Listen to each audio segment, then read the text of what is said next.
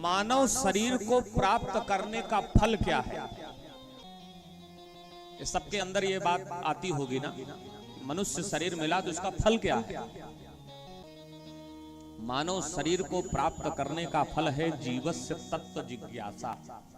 नार्थो यस्येह कर्मभिः, बहुत बड़ा घर द्वार बना लेना, बहुत बड़ी बड़ी गाड़ी घोड़ा खरीद लेना, समाज में बहुत मान प्रतिष्ठा अर्जित कर लेना, बहुत धन दौलत इकट्ठा कर लेना, बैंक बैलेंस बना लेना, ये कोई बहुत बड़ी बात नहीं है। इन सब चीजों के होने के बावजूद भी अगर तत्व ज्ञान न हुआ तो समझो सब व्यर्थ है। हाँ। अब आप सोचेंगे कौन सी तत्व की बात कर रहे हैं? और जब तक तत्व का ज्ञान नहीं होगा तो होगा क्या? बोले होगा यही कि जन्म मरण का चक्कर चलता रहेगा। मतलब फिर जन्म लोगे, फिर मरोगे, फिर जन्म लोगे, फिर मरोगे, फिर कर्म करोगे, अच्छा करोगे, फिर बुरा करोगे। जन्म मरण का प्रपंच चलता रहेगा। पुनरपि जननम पुनरपि मरणम पुनरपि जननी जठरे शयनम भज गोविंदम भज गोविंदम गोविंदम भज मूढ़मते, आदि शंकराचार्य महाराज कहते हैं। और पता है जन्मत मरत दुसह दुख होई। एक बिच्छू जितना डंक मारता है तो जितनी पीड़ा होती है, 50 बिच्छू मिल करके डंक मारते हैं मृत्यु के समय उतनी पीड़ा होती है। एहसास कर लो। कोई मर करके जीवित हुआ हो तो उससे जाके पूछो, हो सकता हो बता ही दे कितनी पीड़ा होती है। वात पित्त कफ से कंठ अवरुद्ध हो जाता है। गांव में लोग कह देते हैं महाराज घटका लाग गया। वो घटका का मतलब यही है कि वात पित्त कफ से ये कंठ आपका अवरुद्ध हो जाता है। जीव बुलाना चाहता है, कुछ कहना चाहता है, लेकिन आवाज नहीं निकलती। और उसी समय परिवार वाले क्या करते हैं? बाबू बड़की फुआ आई है, देख ले रहे बतला ले बोल ले। बाबू तो प्राण जात। अब ये तो वही समझता है जिसकी मृत्यु आती है महाराज। खूब समझ लो, अब मरना सबको है, मृत्यु का स्वाद सबको चखना है महाराज, ये पक्की बात है। जन्म मृत्यु का ये प्रपंच छुड़ाने के लिए तो भागवत यहाँ हो रही है। इसलिए मन लगाए कि भागवत सुनो। घर का काम धंधा होगा 2 घंटा बाद तो क्या दिक्कत है। तो महाराज मैं निवेदन कर रहा था कि जब तक तत्व ज्ञान नहीं होगा तब तक जन्म मरण की यात्रा चलती रहेगी, फिर इसी संसार में आओगे। अब प्रश्न उठता है कि हम किस तत्व को जानने की बात कर रहे हैं? वह तत्व है क्या?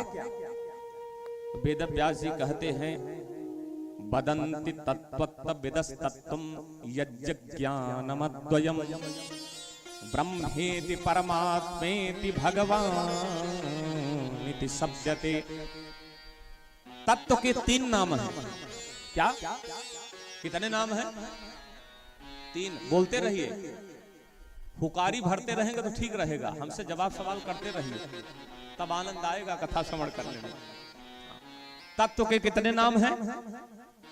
हाँ, 3। कोई उसी तत्व को ब्रह्म कहता है, कोई परमात्मा कहता है और कोई भगवान कहता है। तत्व एक ही है।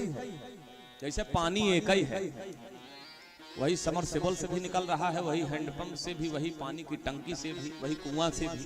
कबीरा कुआं एक है पानी भरे अनेक, अब बर्तन में ही भेद है पानी सब में एक। ऐसे परमात्मा भी एक है, उसके रूप नाम अलग अलग हैं। वही सगुण है, वही निर्गुण। संक्षेप में आपको बता देते हैं, अगर यहीं रह जाएंगे तो व्याख्या बड़ी लंबी हो जाएगी। वही तत्व निर्गुण है और वही सगुण है। वही निर्गुण तत्व भक्त के प्रेम व सगुण साकार हो जाता है। कैसे? मैं नहीं कह रहा हूं, प्रमाण देखिए। रामचरितमानस श्री सीताराम चरणाम्बुज चंचरी संत शेखर पूज्यपाद बाबा गोस्वामी जी संगीत कर रहे हैं। क्या? सगुण ही अगुण ही नहीं कछु भेदा, गावहि मुनि पुराण बुध वेदा।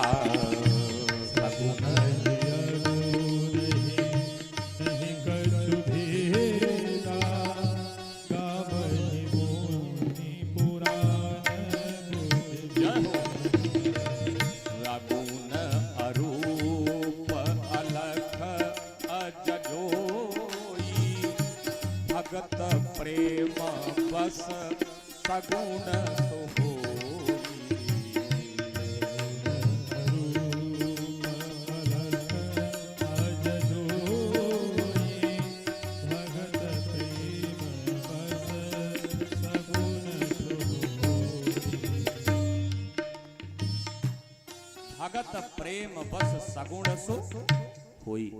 भक्तों के प्रेम बस वही निर्गुण निराकार क्या हो जाता है, सगुण साकार रूप में प्रकट हो जाता है। हरि व्यापक सर्वत्र समाना, प्रेम ते प्रकट हुई मैं जाना। परमात्मा सर्वत्र है, परमात्मा को कहीं आना जाना नहीं है, वो सर्वत्र है, कण कण में है।